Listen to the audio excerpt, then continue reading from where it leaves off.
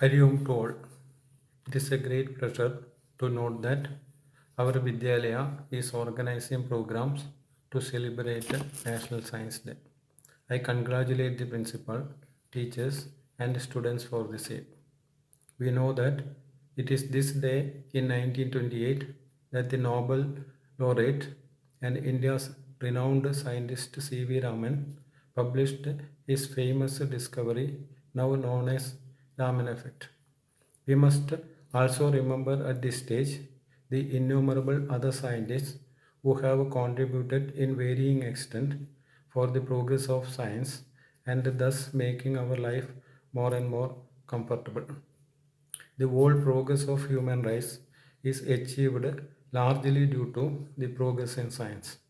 I am not forgetting the spiritual side or other branches of knowledge such as economics, management science, etc.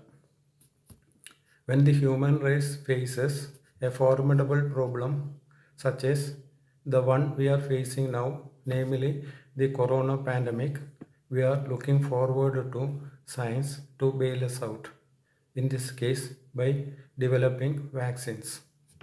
At this stage, we must also be aware of the misuse of scientific discoveries. Hiroshima and Nagasaki are a living example before us.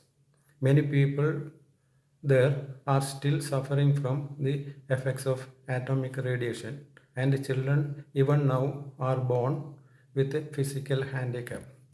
Nearer to us, there are the endosulfan victims. There also are other negative effects of scientific progress, such as environmental degradation, global warming, climate changes, etc.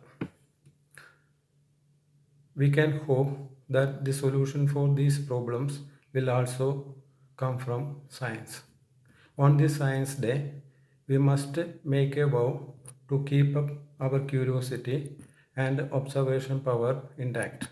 If C.V. Raman was satisfied with the explanation for the blue color of sea, widely accepted at that time, he would not have discovered Raman effect.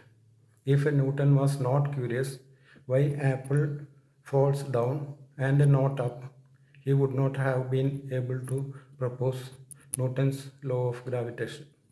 There are innumerable such examples. This is the scientific spirit. We must keep it up. Thank you. Hari Om.